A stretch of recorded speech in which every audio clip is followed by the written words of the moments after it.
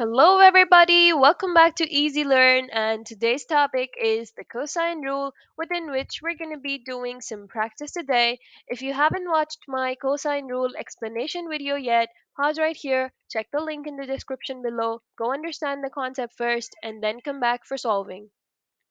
So today's question is: a satellite takes measurements to some triangulation stations, and as you can see, this is a satellite which has one length as 230 kilometers, one of them is 201 kilometers, and the angle up there is 4 degrees. Now it says calculate the distance between the triangulation stations. So the distance means that these are the two stations, let's say station number one and station number two, and this is the distance that they are talking about. So as you can see, this is making a triangle with one length as 230 and the other one as 201, and the angle is 4 degrees, and this is the length that you're supposed to find. So let me just write down as my x. Now, when you have three lengths and one angle, you're supposed to be using the cosine rule, because cosine rule has to have three lengths and one angle. Now, it doesn't matter which one is missing. An angle could be missing and three lengths could be given, and two lengths could be given and one could be missing and the angle also given. So in any of that situation, whenever you have three lengths and one angle, you use the cosine rule. And now that we're trying to find the length, we're going to be using the formula that is used to find the length, the cosine rule formula. If you had to find the angle, it would be the same formula but with a slightly different arrangement. Now, this is the formula: c squared equals a squared plus b squared minus 2ab cos c. Now, the most important thing is to find out which one's your small c and which one's your capital C. Once you have that, the A and B is just straightforward. You don't really have to care. Either one of them is A or B, or which one's B or A. It has to be the same thing, whatever it is. So as long as you have your C, everything else is sorted. So your capital C always has to be the angle that you're dealing with. That's the capital C no matter what.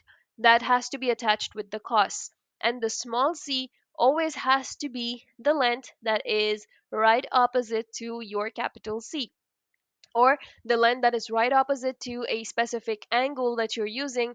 That should be your small c. So this length, the length or the distance between these stations, is my small c, and which is anyway unknown to me right now. So I can just write c squared, or if you want, you can write x squared or whatever you like.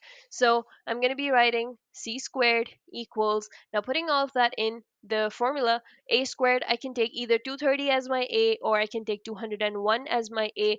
Doesn't really matter. Anyhow, it's going to be the same thing. So 230 squared plus 201 squared minus, then make sure that you put stuff inside bracket just to have a more clear picture of your calculation. And it's also better to keep different kind of stuff inside brackets so that you have accurate calculations. So minus, and then 2 times the a, which I can take as 230, times the b, which I'm taking as 201, times the cos c. And cos, after cos, I'm going to be writing the capital C, that is whatever angle you're using. So all of that times cos 4. Now, once you have this written somewhere, you have it all set. Just check out on your scientific calculator. First of all, since you're dealing with cos, whenever you deal with sine, cos, tan, you always keep your calculator on degrees unless and until they ask you to give your answer in radians. So I have a degrees here, and then I'm going to be putting everything that I wrote down here same as it is on the scientific calculator. If you want, you can also do it in chunks. Like you could just add this part first and then you could subtract with all of that and keep writing down one by one, step by step. But I don't really prefer that. It's just kind of a more better idea to have everything in one place so that I can figure out my mistakes on spot. Because if I'm doing in steps, a lot of steps, I might miss out on one or the other step. So when I write all of that in, I made sure that I have my brackets on here just to make it more neat and in order to result in a more accurate answer. And also, if you wonder how am I supposed to be getting this little 2 up there, the square. So if you have this x to the power of y function, for example, when I write 230, I'm going to be clicking on this, so it's going to give me an empty box, and the cursor is automatically going to land on this box, so I can just input the number 2, so it becomes 230 squared. So that's how you put a square on that.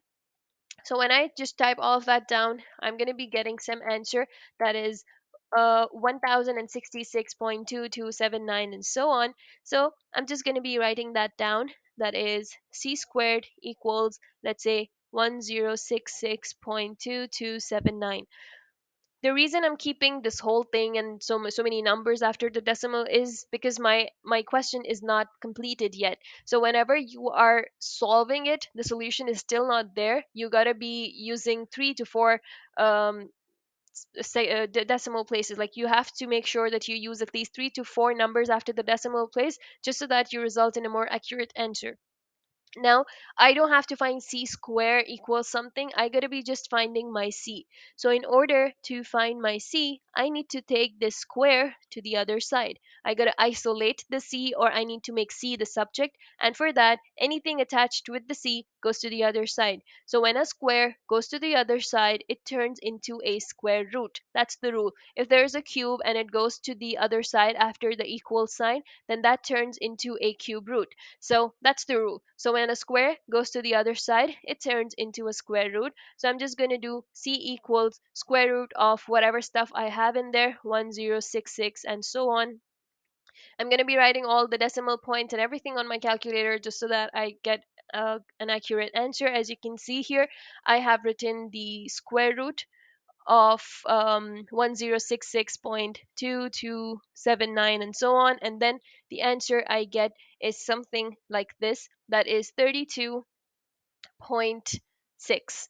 So which means, and now that I have 32.653 and so on, I can just round it off to my one decimal place, or I can keep it as three significant figures.